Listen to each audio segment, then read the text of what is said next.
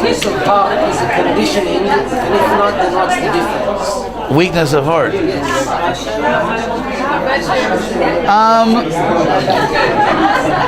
It is conditioning, but for example, if I...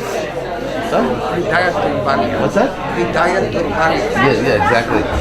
If I see that a particular part of, let's say I'm an athlete, and I see that part of my body is weak, then I can work on that.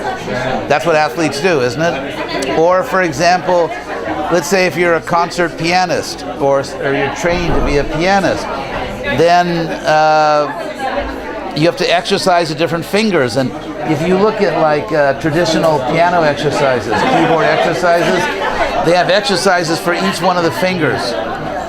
And so, yes, if we have weakness of heart, that's normal.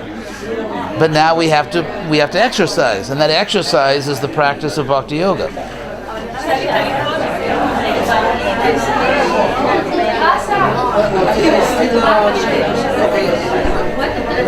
Further question about the subject is weakness of heart is a result of karma. And the karma will just yeah, it's just, our previous choices, bad choices. But now we have this great opportunity.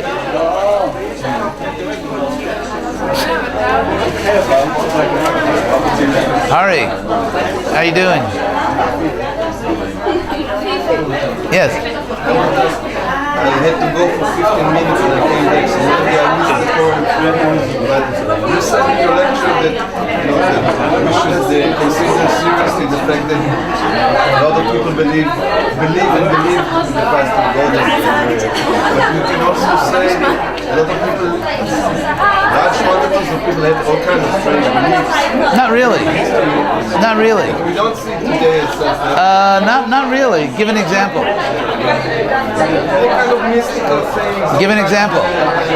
No, but actually, what you find is Mystical creatures. but actually, you're proving my point, because those strange beliefs did not survive. They didn't survive. And so, of course, if you have a society in which the leaders teach all the children something, yeah, it'll go on for some time. But it doesn't survive in time, and it doesn't spread all over the world. Like, take Christianity. It's interesting because in the case of Christianity, it only had widespread influence by coercion. When Constantine adopted Christianity and people were forced to be Christian, but you take away that force and you don't find that most people believe it. Most people today are not Christians, and even in America, the latest study shows that 2/3 of Christians in America, oh, do you want the microphone? Oh, what's that? Oh, hey. Oh, I'm sorry. Good old Venu Gita. I don't want to get in trouble with Venu Gita. Okay. Hello out there. So, basically, it's with religious freedom in the West, you find that more and more people are choosing, to believe what they want. So 2/3 of American Christians do not believe that Christianity is the only way. 2/3 of Christians in America, whether Catholics, Protestant, whatever, believe that you can go to heaven in another tradition. And so this idea that this is the only way, it turns out, is an idea which depended upon violent coercion. And if you take away that violent coercion, people don't believe it anymore. Or the idea of eternal hell, which is psychotic. Yes. What? Oh. take a sloop with you. Hey, it's nice to see you. Yeah.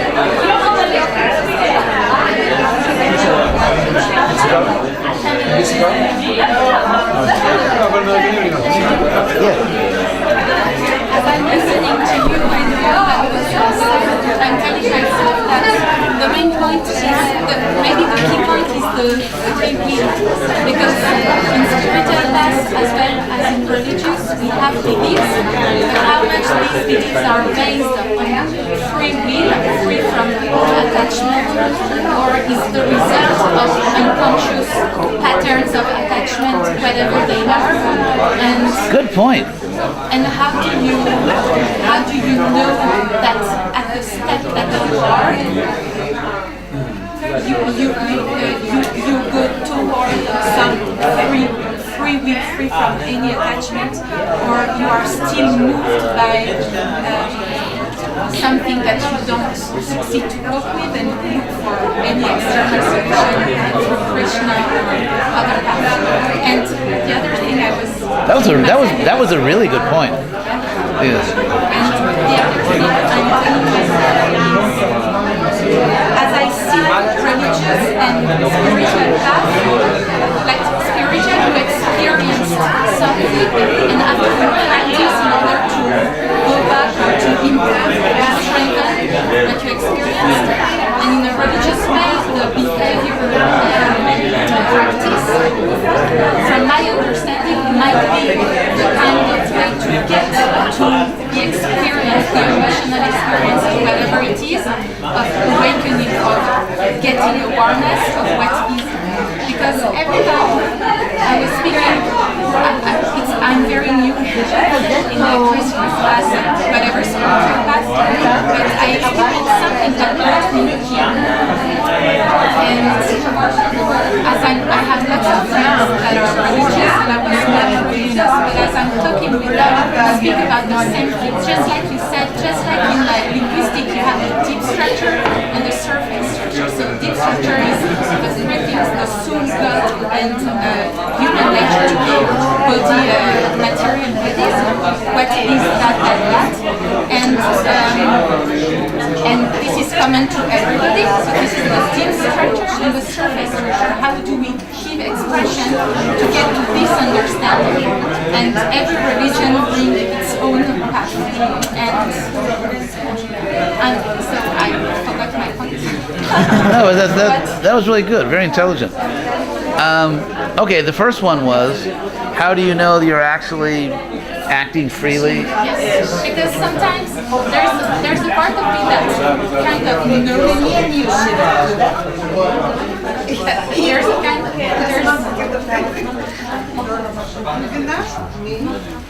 Yes. I'm speaking from personal experience, but a part of me knows something that I'm trying to get back to. And a part of me is telling me, like in the human psychology, oh, this is pure dissociation, you're looking for external solution, placebo solution, and God and spiritual path seems to be very good. And I have always the two voices speaking within me. And I'm telling to myself, when will I know that it is Okay. Well, first of all, these points are related. I'm seeing a connection. That was really good. That was a really, really good set of questions.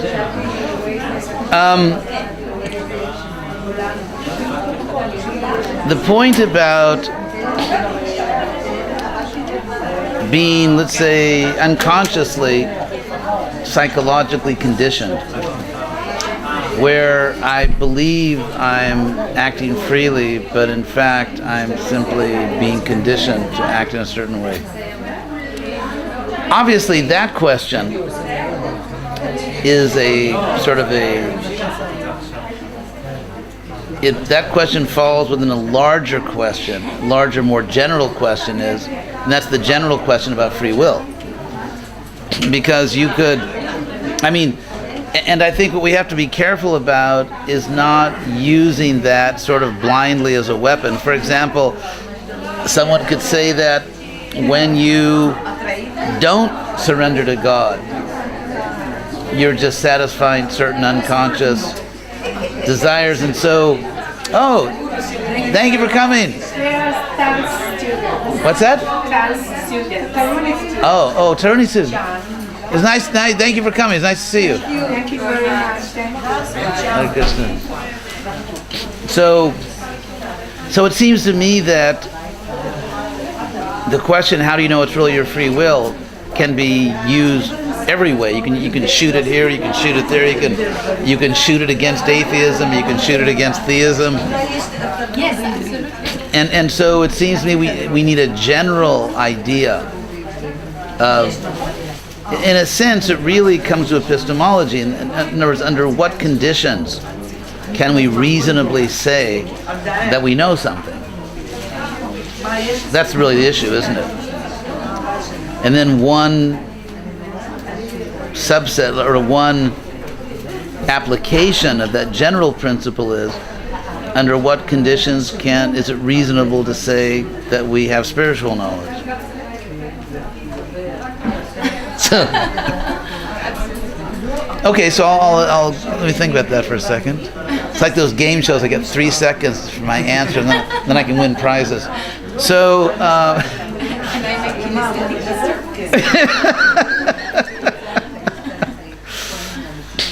So, what I suspect here, philosophically, is that it's going to come down to an assertion, and a sincere assertion, not just as, because I like to win a chess game, but that we exist in such a way that we are capable of knowing when we act freely. Now but also it depends on. It's also a question of degree. For example, well, to be honest, treat you like an adult. Like say in the Hare Krishna movement, I know certain people who are big leaders, and they do certain things where it's obvious they're acting out of personal ambition or out of attachment to having some position, but in their mind they're just defending truth and and they're defending what is sacred. But I can see that they really and they are sort of amazingly unaware of their own psychology. And most part of the time you are not aware. Although, well, I'm not going to, how should I put it?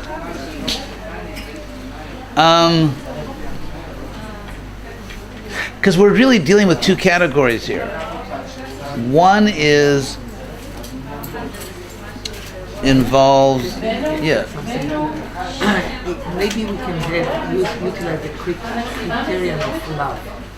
Once love is to have deep love requires freedom. So more someone can love, more he is supposed to be free. Yeah, but still, I want to pursue a certain line of reasoning first, because some people say they love. I mean, some people kill other people out of love, So it gets down to it doesn't solve. You have to address the real problem, because I mean, every day people make false claims of love. I love you, and they don't really love you. And so, I mean, one thing is where, let's say someone believes certain things to be true, like Krishna is God, or my soul is eternal, and things like that. And then, in the example I just gave, it's sort of a different category of human belief, in the sense it's believing that I'm justified in treating other people in a certain way, or having power over other people. And so, I mean, it is possible for someone. I mean, I'm sure some people join religious movements. But even then, I mean, you could say, could someone be completely self-deluded? In other words, could someone join, that's for the recording, the Venu Gita. Could someone join, let's say, a religious movement, whatever it was, and merely to control other people. There's one thing you could say, that it's interesting that there's a type of absolutism in religious movements. What I'm doing actually, what's your name? Natasha. Oh, Natasha, right. What I'm doing is, out of fairness to Natasha, because she's a really intelligent girl, and that is that I'm trying to formulate the strongest possible version of your argument, or just of that point in general, and not just defeat a weaker version of it. Because, I mean, there is a type of absolutism in certain religious psychologies. I mean, if you say you take like the Bolshevik Revolution or the French Revolution, where people get into this very kind of evil psychological space, where they think the world is divided into absolute good and absolute evil, and therefore absolute good is fully justified in basically slaughtering absolute evil. And so it's a type of orgy of self-righteousness, you could call it. And so, I mean, if you look at extreme political movements, like radical political movements or radical social movements, and or certain religions, I mean, there is an attraction for people who want to feel absolutely morally superior to other people, or to feel that they have absolute power over other people, because in a religious movement, there's usually God, and God is an absolute authority. So if I represent God, then I have absolute authority. And so I can see how people could become really corrupted by that. And I think some people do become, a lot of people become corrupted by that. But then again, it seems it's not a sufficient explanation of why people join religious movements. Because what we find is actually most people, now I'll refute what I just said. I mean, what I said is true for some people, but I think I can easily refute it as a general explanation of why people join religious movements, because what we find is most people that join religious movements do not seek or achieve positions of high authority, and therefore their faith is really not connected to. Their faith is simply not connected to controlling other people. Some people do. So therefore, as far as the general topic of free will. But it might be for some other reasons, just like Sure. No, to true. overcome fear or. True. And you're right. I haven't eliminated other reasons. Just one reason. And But you see, even if you say it's to overcome fear, that is a neutral argument. See, that argument does not actually favor the skeptical position. I'll explain why. Let's say that I have a fear of dying in an automobile accident, which is a rational fear. I mean, if I dream about it and think about it every day, then probably it's a mental problem. But let's say I just have a normal, rational fear of, I know that, it's dangerous. People die in traffic. And so therefore, I put on a seatbelt. So there is real danger in the world, and there is rational fear. And so the fact that someone, let's say, fears what will happen to me when I die, what will happen to me, if you can't say that they believe in God or their own soul because of that fear, because it may be a rational fear. What if they have an experience of God, they have an experience of their soul, and therefore it's a rational fear, and they act appropriately? Because the argument, atheists give many like really amazingly bad arguments. Like, one of them is that you have a need for a God, and therefore you think you believe in God. But if you look at nature, what you find is that most of the needs that we feel correspond to real objects in the world. For example, thirst. I have a need for water, but there is water. Or I feel hungry. I feel a need for food, but there is food. I have a need for rest, and I can rest. So it seems that the way we are made, that the needs we feel are nature's way of telling us about real things that we actually need. And so if I feel a need for God, if I feel a need for eternal life, that doesn't mean I invent it any more than I invent water because I'm thirsty. So what if the need I feel for eternal life and for God is like being thirsty or hungry? It's a signal from nature about a real object. And so the idea that I feel a need, therefore I invent God, is terrible logic, because it ignores the real world. So therefore we have to look beyond that. We really need to get back to the general discussion of free will. And so we have to ask the question. First of all, actually the question is, do we have free will? And if we do, can we know that we have it? And I think the answer is yes. I think, again, getting back to my blockbuster point, that people in general, almost all human beings, except some people have kind of gone crazy with philosophy, most human beings understand that we have free will. The justice system, that's why, if I commit a crime, I can't tell the judge I have no free will. That's my philosophy. I'm still going to jail. So, if we had no... If you have impulsions, if you have... Impulses? Yeah. Impulses, yeah. If you have some needs that you found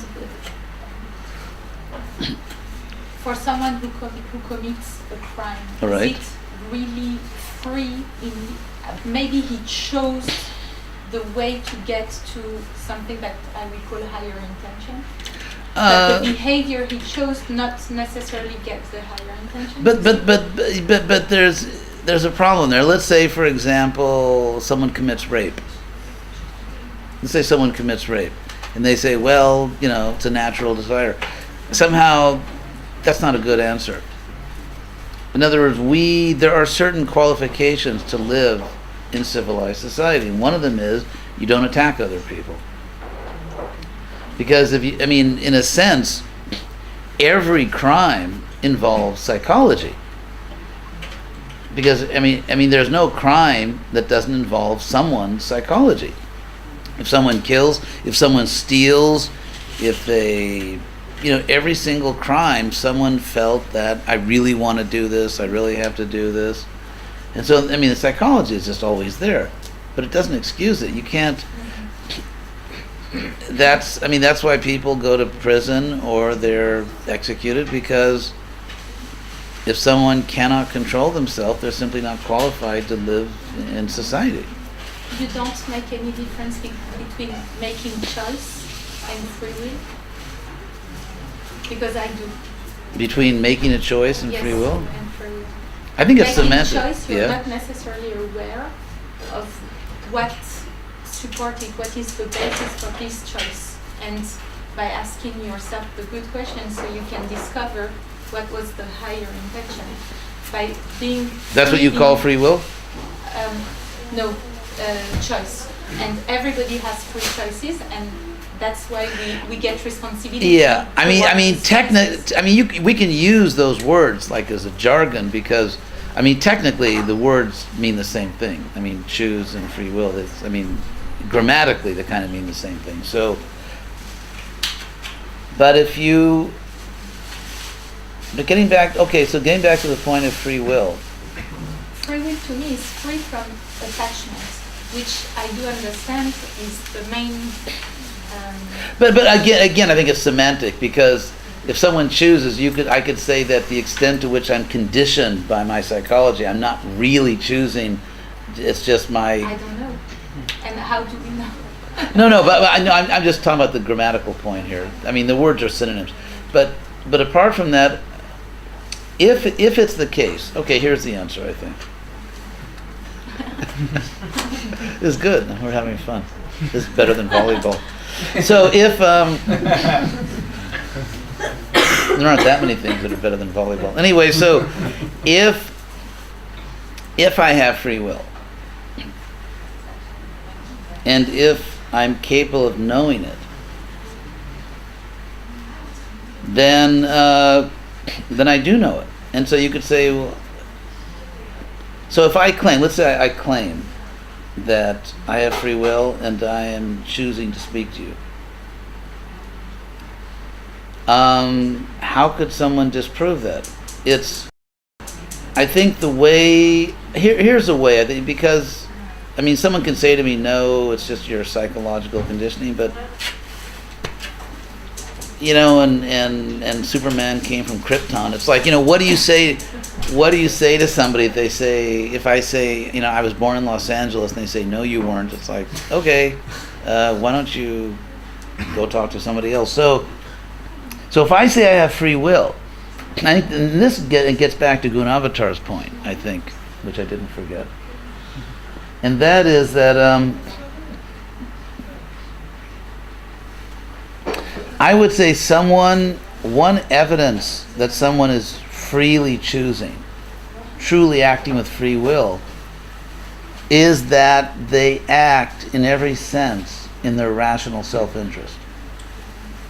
Because I think it is an obvious characteristic of people that they want to do what they believe is best for them.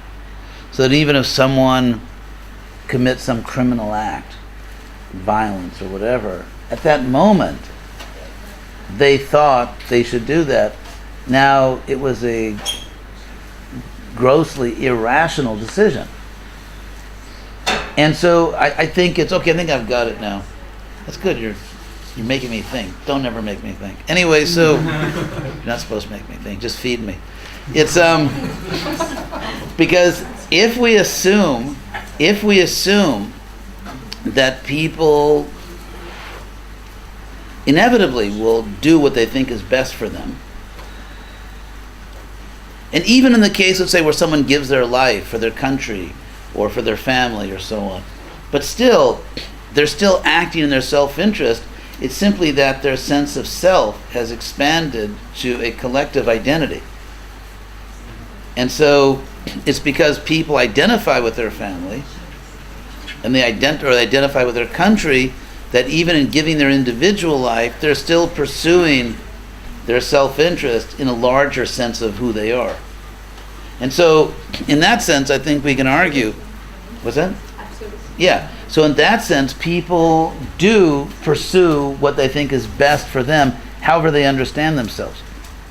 And therefore, if someone acts in a way which actually is not in their interest, like by smoking, for example, then at that point, the extent to which their pursuit of their own interest is irrational or counterproductive, to that extent, we can say they are psychologically conditioned.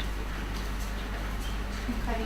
Now getting back to the religious thing, you know, joining the Hare Krishna movement. Hi, I'm Hridayananda, and I can make you an offer to join the Hare Krishna. No, I'm just kidding.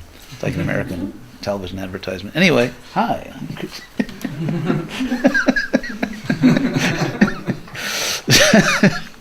What can I do? I grew up with this stuff.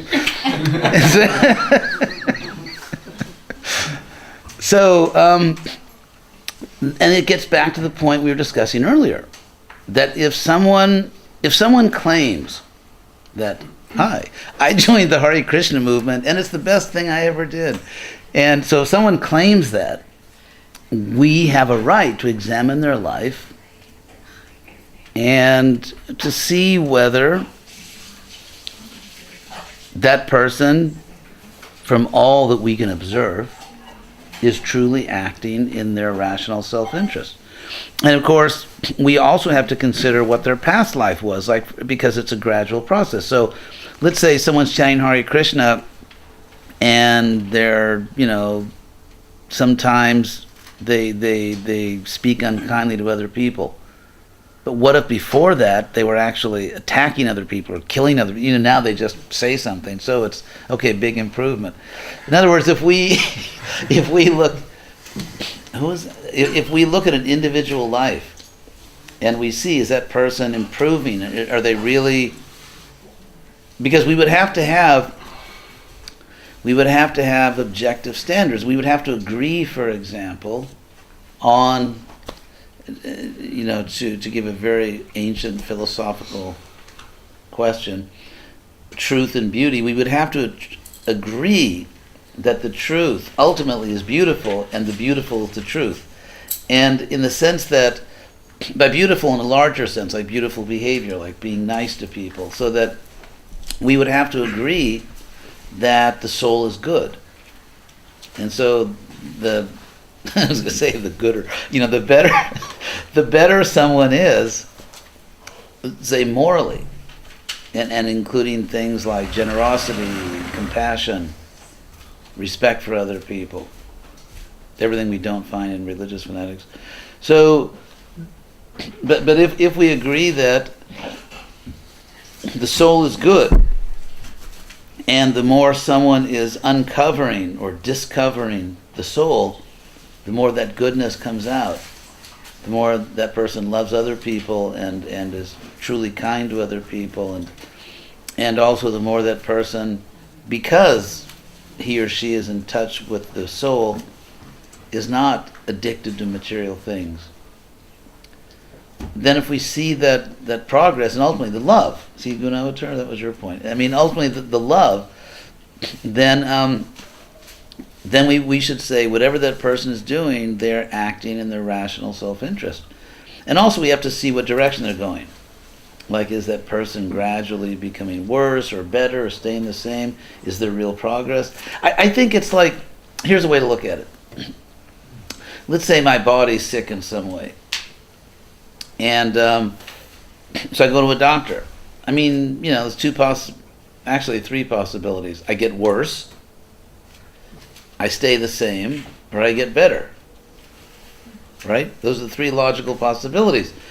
So if someone says, I've got a great doctor, this is the best doctor, and of course I'm getting worse and worse, but it's, so if you think of the goal of religion is not, I think the problem is that the whole idea of what religion is has been so contaminated and so it's almost like this voodoo religion where you have to believe the true doctrine. If you don't believe the true doctrine, horrible things will happen to you. And it's just like this psychotic concept of religion.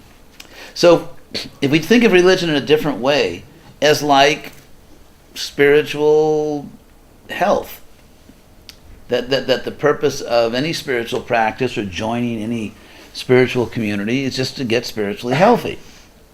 And then if we agree on the symptoms of spiritual health, then it either works or doesn't work. And so even if someone's conditioned, Krishna actually touches this point. I just remembered in the Bhagavad Gita.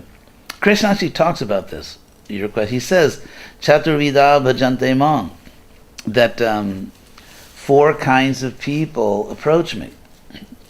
Some of them are just suffering. So they don't really care what God is. They just, whoever's in charge up there, help me. Or some people want money, or they want their own selfish interest, like you see on television. I don't know if they have in Israel, America. They have these crazy. Yeah, you've got much fewer crazy people like that. Mm-hmm. Like it's the capitalist gospel. Anyway, so, but even if someone, let's say, approaches God out of a purely conditioned reason, it's like the wrong reasons. But Krishna says still there will be some benefit. It's like, for example, let's say someone's in high school and they smoke, really intelligent. Actually, my favorite one is where they wear their hats backwards to make sure they get skin cancer. Whenever I see people with their hats backward, I think that's a really intelligent person, because that person knows how to get skin cancer. Anyway, so let's say someone's in high school and there's all this peer pressure. Let's say not to smoke or to be, vegan or something. And so the person on their own doesn't even care about that. Their real desire is they just want to be accepted. The adolescent wants to be accepted. And so therefore some kid becomes vegan just to be accepted by the other kids. But the point is, by that vegan diet, their consciousness will actually improve because they're not eating this poison. And in that higher state of consciousness, they may, or may not, but they may realize, actually, I'm glad I did this. So sometimes you can do the right thing for the wrong reason. Yeah, but... Oh, that's all right. Oh. Oh, you can put it up if you want, or down. You can put it up. Yeah, so, sometimes you do the right thing for the wrong reason, but because you did the right thing, you actually come to a higher consciousness, and then afterwards you realize it was the right thing. And then your motive can change. Maybe in the beginning it was just conditioned. And so in such a case, spiritual will be to get the consciousness, when religious is just to practice without the consciousness? Yeah. And frankly, to be perfectly honest with you, in every religion, including the one I'm in every religion, there are people who are, come to this sort of superficial consciousness where, they think because I perform all these rituals or follow all these rules, even if I'm kind of a jerk and I don't treat people nicely, but because I follow all these rules, therefore I'm closer to God, when in fact the opposite is true. In fact, the opposite is true. So, yeah, there are people in every religion, without exception, who place more importance on following rules than on just being a good person and treating other people nicely.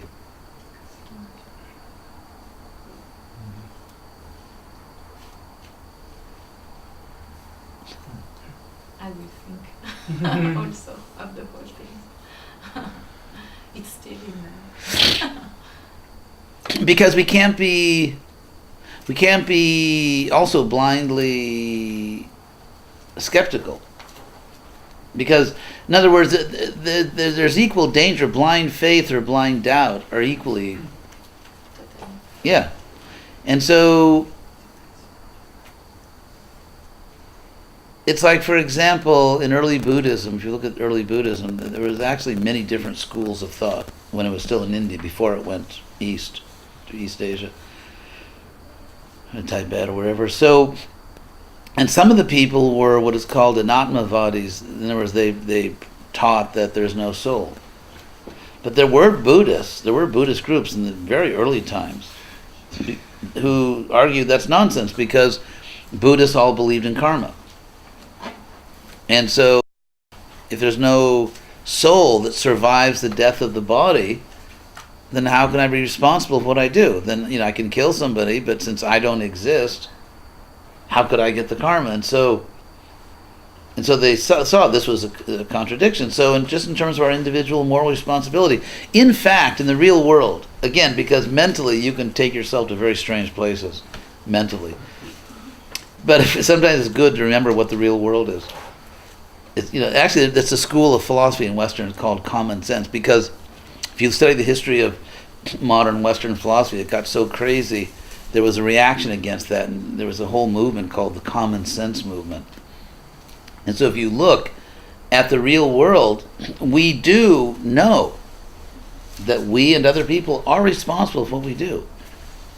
If let's say someone does something bad to you, I hope no one ever does that, but if someone does something bad to you or people you care about, it's you're not going to say, well, that person didn't really, it's... No, responsible for what you do, there is no question. But you can only be responsible, but a logical... But you're not always aware of the reason why you're doing what you're doing. True. And this is the free will versus the choice. Okay. Of the behavior. Okay, but okay, let's look at that then. If I'm responsible, you see, if someone was totally unaware of what they're doing, they could not be responsible. So if you are even to some degree responsible, then you are to some degree aware. Let's say, for example, someone was walking in their sleep or something, or they can prove that this person was, even in in legal terms, if someone was legally insane or actually didn't know what they were doing. Or let's say, for example, in medical school, a doctor was taught in medical school to give a certain medicine, and the medical books all said this is the right medicine. And let's say the patient dies, and it turns out that the experiments that proved the efficacy of that medicine were actually flawed. They were flawed experiments. I mean, that doctor, he just, he learned in medical school, he did the right thing. And so when people literally, actually it's to my advantage when I walk in Israel, because I'm always going for walks, and so I see these signs and I'm thinking, hey, if that says, don't enter, it doesn't matter because I can't read it, so I just, because I know if police come, I'll just say, I can't read the sign. You should have had a sign in English. Anyway, so in cases where someone really doesn't know, they can't be responsible. And so it's a question of degree. The extent to which you know, to that degree, you're responsible. The degree to which you don't know, to that degree, you're not responsible. And therefore, if we hold people responsible, then we must believe that either they knew or they should have known. In other words, there's a legal term called due diligence, which means that I have a personal responsibility to make a reasonable effort to understand. Let's say again, I was out for a walk and I saw a sign. If there were Israelis there, I could just say to them, what does the sign say? Can I walk here? If there was a fence and a sign, you see, so if someone, to hold someone responsible, two things must be the case. Either one of two things must be the case for someone to be responsible. Number one, that the person knew. And number two, that even if the person didn't know, reasonably they should have known. It was by their own negligence that they didn't know. My argument. Yeah, sure, please. Is it okay? Yeah, we're having fun. I think it's still at the same level what we are talking about, because when we say someone should have known what the consequences of the behavior he chose. That's not in every case, but that's not in every case. Okay, but when he can reasonably knows the consequences, so he's responsible for. Right. So this is the same level. This is consequences of a choice. Okay, but I'm talking about you're not always, The motivation. Yes. The motivation. The higher, yes. The motivation behind. Okay, I'm going to connect these two. Okay, that's good. Okay, I'm going to hit the ball now. So, yes, because I would say this. If someone, and this happens all the time, let's say someone makes a choice without really understanding their own motives. all the time. Yeah. Conditional choice. Yeah, conditional choices. But even in that case, okay, I'll give you an example. Well, okay, a couple things I want to say. One is, I joined the Hare Krishna movement. Oh my God. So, what was I thinking? Anyway, so I joined I joined the Hare Krishna movement. And because I took my own life very seriously, I did so only after I had excellent reasons to do so. And the excellent reasons were that I saw it was benefiting me tremendously in two related ways. One was that it was raising my consciousness. And back then, I was in Berkeley in the late 60s. And it was, everything was freedom and consciousness. And so I saw that by chanting Hare Krishna, my consciousness was dramatically improving. And by that I say I was more peaceful. I was I was more detached because, I was smart enough when I was young to know that I was doing certain things that were not really good for me, but I was doing them anyway. Even, for example, I had friends. I had lots of friends. And I knew that I had, some of my friendships were just either superficial or it wasn't based on any really serious values. It wasn't, in other words, it wasn't a friendship in which we were helping each other to really advance in consciousness, to really become wise, to become, to really, it was just, friendship. Just, hey, you want to go out tonight? Yeah, where do you want to go? I don't know, where do you want to go? It's like, it's that kind of friendship.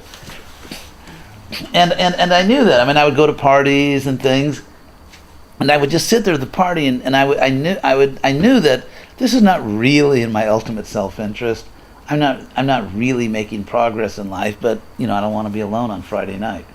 And so I saw myself doing many things that I didn't really believe in, but I didn't have the strength to give them up because that was my life. And then when I started chanting Hare Krishna, I started to get that strength.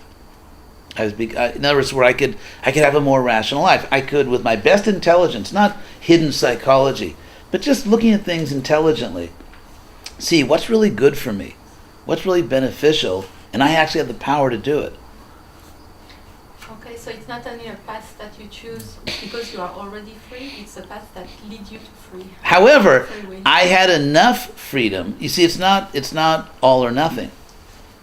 For example, let's say that I'm addicted to chocolate. I was never officially addicted. But then at a certain point, I ate very rationally, pizza, popcorn, chocolate. But so at a certain point, and when I was younger, I could eat anything. I was just healthy because I was always very athletic and I was always healthy.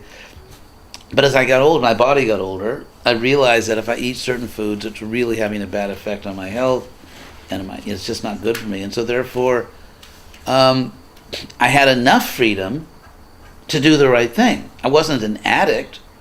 I wasn't completely ignorant.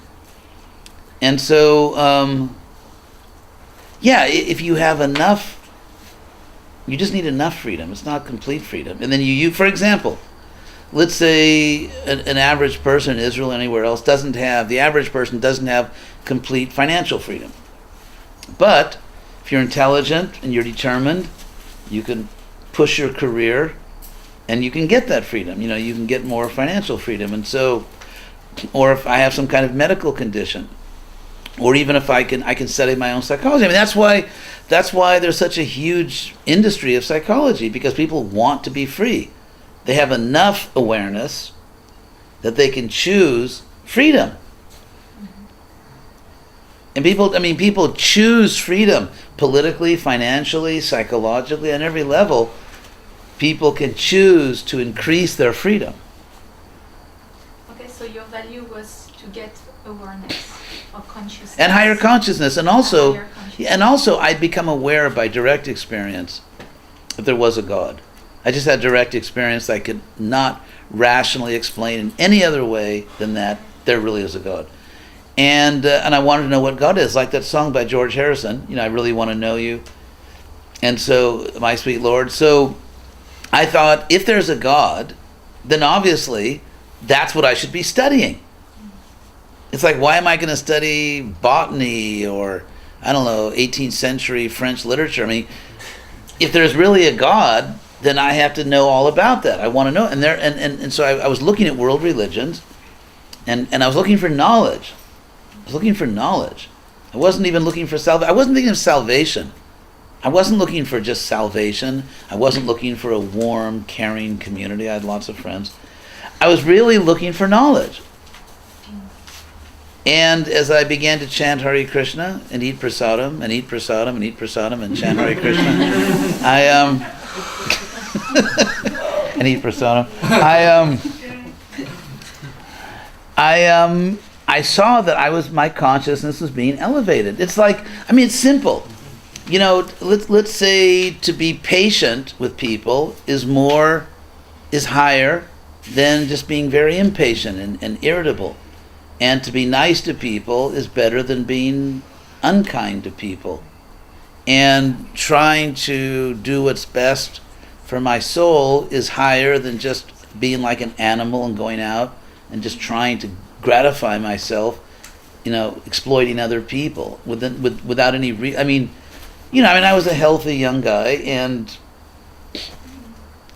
young guys are like trophy hunters, with women, and so it was because I began to chant Hare Krishna that I realized that certain behavior is degraded, and I'm exploiting other people, and I shouldn't exploit other people. So, and the knowledge for its own sake. Just the beauty and the joy of knowledge itself, and of knowing the most important things. So I didn't actually join the Hare Krishna movement. I didn't really join the movement until I satisfied myself. I was not a joiner. I'm not the kind of person to just join things. I had friends. I was, did sports. I was a reader. I had my life. I had a good family. We lived in a nice neighborhood in Los Angeles. So I had my life. I was going to the best public university probably in the world at Berkeley. I had a good life. But so I checked it. I was very diligent. I waited. I want to see what the reason, and I couldn't see any negative consequence. All the results were good. And so I decided if I do something and all the results are good and none of the results are bad, then why shouldn't I do it? At this time, how was your beliefs in God? Beyond the knowledge that you get and the awareness that you so developed, how was your trust in the existence of God and your relation to Him, or to whatever it is, he, she? The guy. The guy. Or as I say in America, the man. The man. So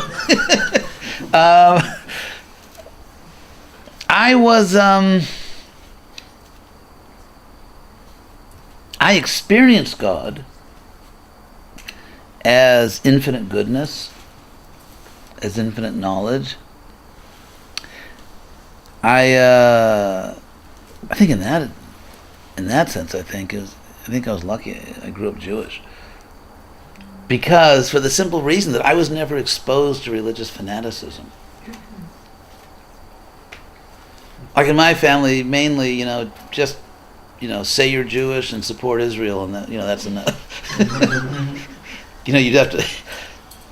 You know what I mean? It wasn't like it wasn't. My parents were fanatical about Israel. It's funny, but they were. So I was never exposed to religious fanaticism. It's funny because I talk to so many people that say they're atheists, but when you sort of scratch the surface a little bit, it turns out they had a bad experience in a Christian school or something. So it's this fanaticism and guilt, and I had a Jewish mother, so I knew what guilt was, but it wasn't theological. It was family, not theological. So I was never exposed to religious fanaticism, and I was never exposed to sort of unhealthy religion. I say this, actually, I was really lucky because when I was about 9 years old, we moved to this really nice neighborhood in LA, and so my parents joined the synagogue. How do you say it in Hebrew? It's Magen David? Magen David. What? Yeah. Magen David. Yeah, the Shield of David. In America, they say, don't laugh. Well, actually, you can laugh. They say Mogen David. But anyway, Magen David, so... Yiddish. Yeah. So it was but I can honestly say that my first really strong experience of God was in the synagogue. And it was beautiful. It was actually really beautiful. Thank God it was conservative. Because the reform was just, it was like too far, too secular. And like sort of like this very like orthodox and everything. I just, I was from California. I just couldn't relate to, 16th or 17th century Poland. So, for me, it was perfect. It was beautiful. It was a beautiful synagogue. It really was. It was just really beautiful.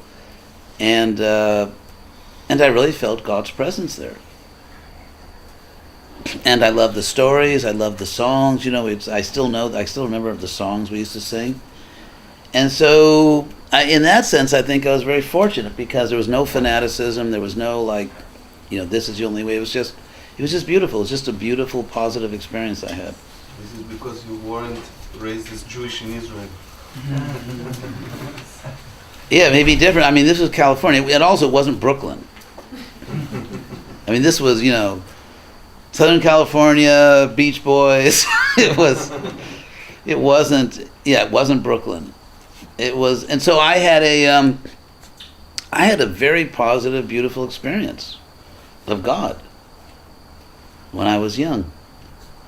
And the rabbi was really a great guy. He was like me. He was very humble. He was this really nice, humble guy. There was a beautiful cantor. When I think back, it was just these like beautiful songs and singing to God. And so I just had this really beautiful experience growing up. And then, of course, it was California, so after the bar mitzvah, never went back to the synagogue. So I didn't have any resistance. And so as far as your question, God to me was always something very beautiful, something mystical, something, just something that gave me real happiness. Of course, when I was in high school, I'm very proud and blah, blah, blah, proud intellectual. I, went through my moments where I thought I was too good for God or too smart for God, but it didn't last. So to me, God was just just something infinitely wonderful. Infinite knowledge and so when I guess thanks for coming. Toda. So I would say that my experience when I came to Krishna consciousness, I can tell you my experience wasn't. I had no feeling at all that I'm changing religion. I didn't feel like that at all. I felt like I was just continuing. I was building on what I'd known. I felt that, I received this great gift, this beautiful gift of knowledge of God, and I'm just building on it. It's like, Shema Yisrael Adonai Eloheinu Adonai Echad, that whole thing that, love, and then the next part, I forget the Hebrew, but, V'ahavta et and all that. And so it was like, it was love God with all your heart, soul, and might. So to me, there was just this beautiful continuity. I learned about God when I was a child. I learned about God in a very positive way. And now I'm just actually fulfilling the great commandment to learn about God, to love God. And so to me, it was just a continuous growth. I was just growing as a person and learning more and more about that God. So yeah, it was super positive. We have to leave, but I have one more earthly question. Yes. It's not too personal. What happened to your finger? Oh, just a little injury, so the nerve, so I just, nothing serious. Thank you. Prabhupada once asked me the same question. Because when I was really young, I was a new member of the Hare Krishna movement, and in those days we used to go on the street all day and bang on the drums and everything, and made everyone love us. And so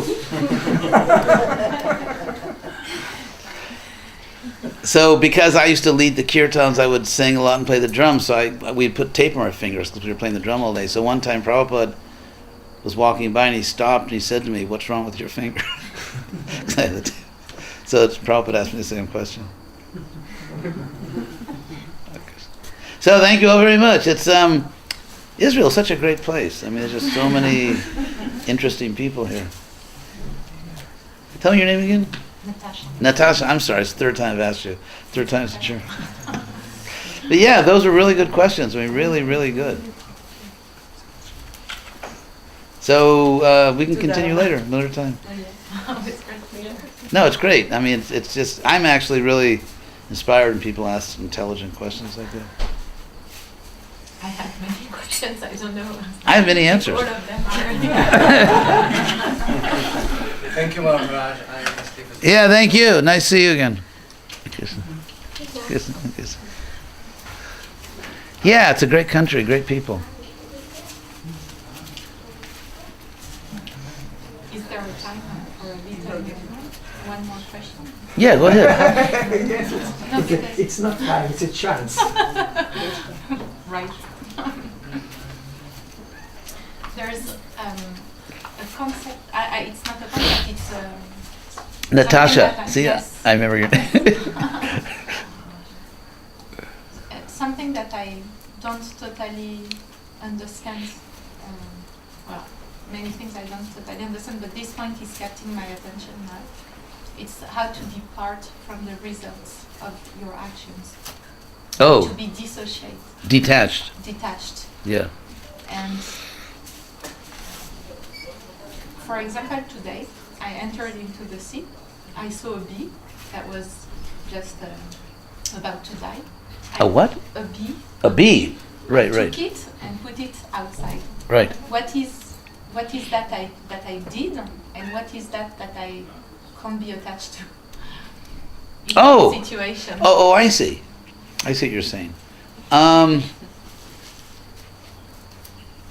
Actually, that wasn't attachment, because what Krishna says in the Gita, karmanyeva adhikara, state that you have a right to do your duty. And so you, as a compassionate, good person, it was your duty to help the bee. Attachment means, so you can be, it's your duty, yes, but attachment means that then you go and brag to all your friends, I'm such a great person, I saved a bee. The attachment is when we want to exploit our duty. So, for example, it's for me, it's a duty, and a very happy one, to try to answer your questions. And I'm really happy to do it. And so, if I think that if I, let's say, I became proud of what I'm doing, then that's bad. I should really just see you as you are. You're actually a soul, and you're asking intelligent questions, and I'm really happy. I can at least try to help, and I'm just happy to do my duty. So the attachment is when we have pride, when we want to exploit someone else. That's the attachment. But doing your duty, happily doing your duty, is not attachment.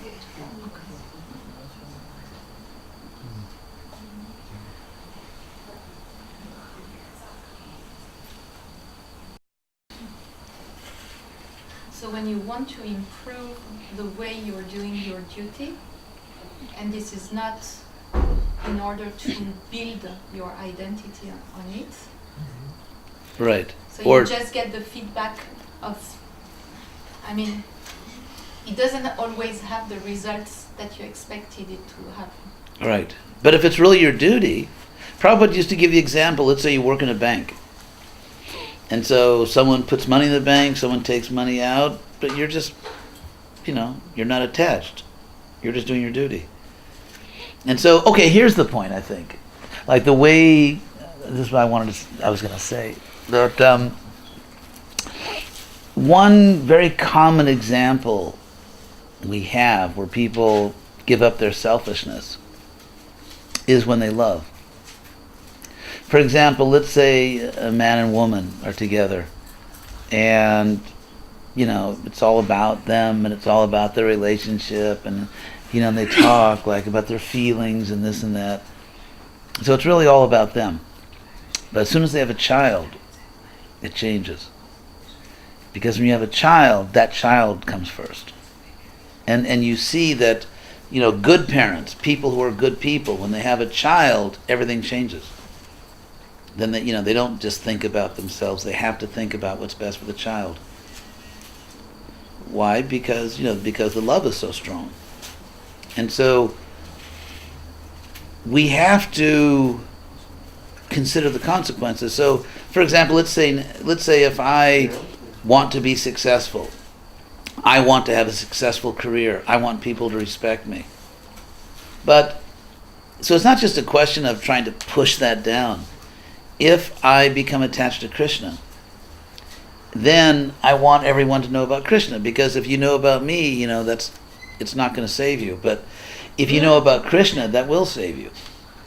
And so that same desire for success, but now I want to, instead of trying to make myself famous, I want to make Krishna famous. I remember this one example. It was so funny. There's an actor named Russell Crowe.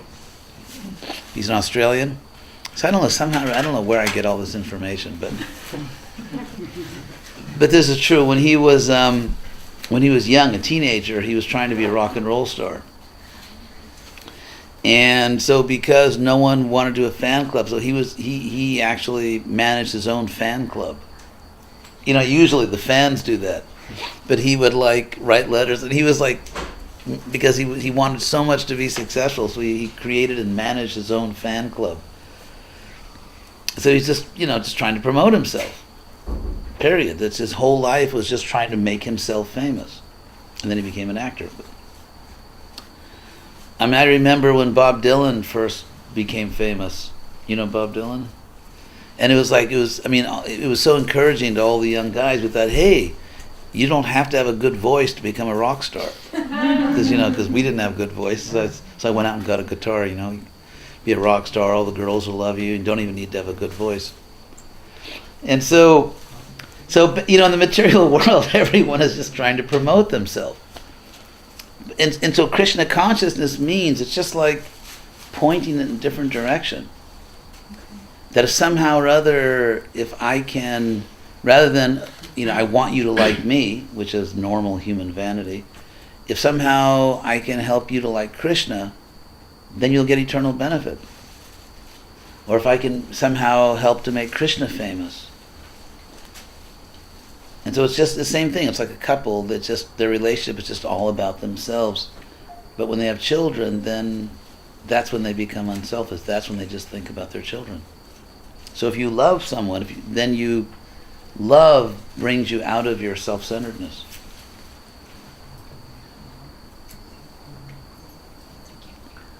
Maharaj, thank you very much. Yeah, it's a little late. Before I turn into a pumpkin. It's not too late. What time is it? 10 to It's 10. 10 to 10. Mein Gott im Himmel.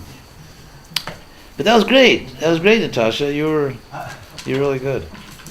Most welcome.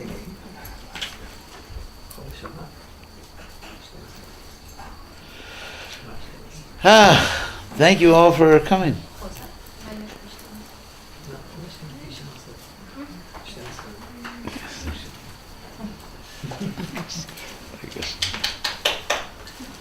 Oh, Toda to you. Hare Krishna. Hare Krishna. Thank you.